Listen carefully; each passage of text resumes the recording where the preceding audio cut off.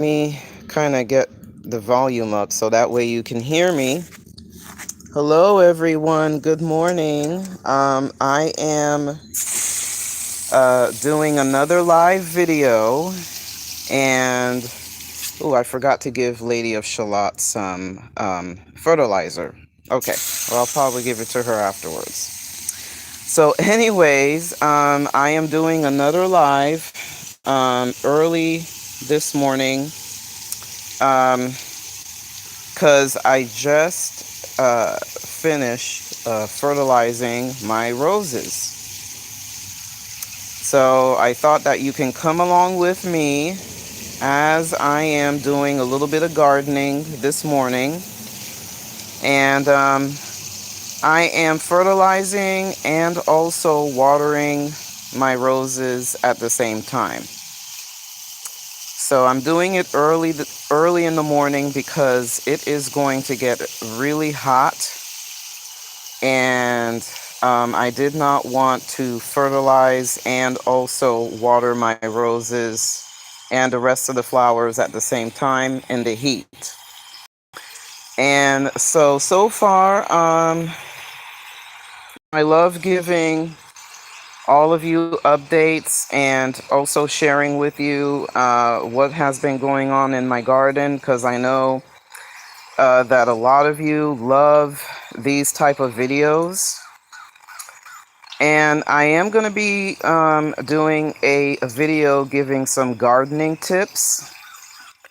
But for now, the only thing, my garden is looking okay. The only thing that is annoying me a little bit is some of the roses, as you can see, they have black spot.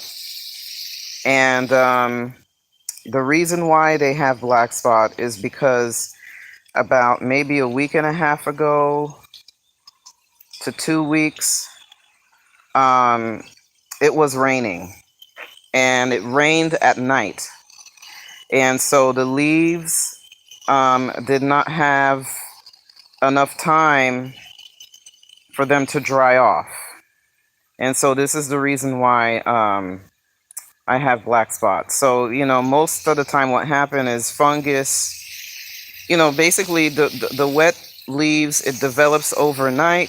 And this is the reason why roses get black spot and other types of plants get black spot. So, it's spreading throughout my rose garden. But, I try to defoliate as much as possible. But then, I thought about, other rosarians that have like 300 plus roses. How do they do? So how do they do with a rose garden if they have 300? Do they just leave it alone? I've had other rosarians that had tell me that I need to put some kind of fungicide. So the only fungicide that I use, because a lot of you know that I garden organically, is neem oil. So I put neem oil on the leaves, and that is the only thing I'm going to be using. I'm not going to be, I'm trying to go organic this year, because I noticed that there is a benefit of me going organic. And as you can see, the roses are just looking really nice. In this bed, this area right here, they're just looking really nice. Now, one of the things that I do want to mention, and I am going to start a page on Facebook about growing roses. I need to water my bougainvillea here. And I am going to start a Facebook group just focusing on growing roses and starting a rose garden. And I'm also thinking about being like a consultant for people that, for other people that want to grow have a rose garden, and kind of share my experience and share my expertise, because on Facebook, I notice I have been getting a lot of questions about growing roses and how I take care of my roses. And since I live in Florida, how is it possible for me to be having a beautiful rose garden in the state of Florida? Because as you know, Florida have a lot of humidity. And it is possible anywhere you live for you it is possible anywhere you live for you to have a beautiful rose garden. But of course, every garden have its challenges, and mine is just black spot. But I'm thinking, I know that a lot of times with some rose growers, they say that you have to defoliate the rose and pick up all of the infected leaves on the ground. But you know what? Like I said, I have a lot of roses. So I've actually had one person, one lady that grow roses organically, and she told me that she don't do anything. So I don't know how that works. But I just wanted everybody to come along with me, and as I am watering my roses, let me kind of give them a break so I can share with everyone who's blooming. So here is a rose that is blooming this morning. And in this section right here, I am planning to put some mulch and maybe another plant. Now over here, I am planning to put another rose here, Boscabel, from David Austin. She is going to be coming. And I have a Claire Austin that is just blooming. As you can see, I have Bathsheba that is blooming. And I have Love Rose that is blooming. Now in this section right here, I'm planning to put another rose in this section and pull out all the weeds. And I'm going to put a rose in a pot to put over here. So it's going to be a climbing rose. I'm thinking I am going to put Red Eden here. I think Red Eden would just look beautiful here.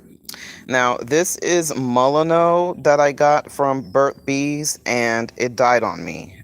I just received it a few days ago, and already it is dead. So I'm going to have to contact that company to see if they can give me a refund. And I have this rose right here. Now, this rose, it looked like Abraham Darby, but it's not. This is a rose that I got from another company. I'm thinking it is a climbing rose. They sent it to me by mistake. It was supposed to be Eden, and this is a random rose that is just blooming, and it is so pretty. Absolutely gorgeous. And I have Mulino that is blooming here. And I do have a Red Eden already here that is blooming. And I do have Abraham Darby that is blooming here. So I do have a few roses that are blooming. Like I said, I just finished putting some organic fertilizer on here. So maybe within the next few weeks and the next few months, I will be having more blooms. And I try to pick up the leaves that are infected with black spot as much as possible. Of course, I can't pick up all of them. So like I said, I'm just wondering, how the other gardeners who have like 300 roses plus, or even 150 roses, how do they deal with black spot? So that is my question for other people that have a large rose garden. So maybe this is something that I could ask in one of the rose groups. I could probably ask that question to see, how does somebody that have 300 plus roses, how do you deal with black spot? And so that is it for today's video. I just want to say thank you for joining me this morning, and thank you for all of the support that I have been getting. And please be sure to check out my latest tablescape. I'm really excited about that tablescape. It's like a springtime tablescape with a tropical twist. And I'm gonna go ahead and continue to water my roses and the rest of the flowers before it gets really, really hot. So I hope everybody have a wonderful day. Bye-bye and God bless.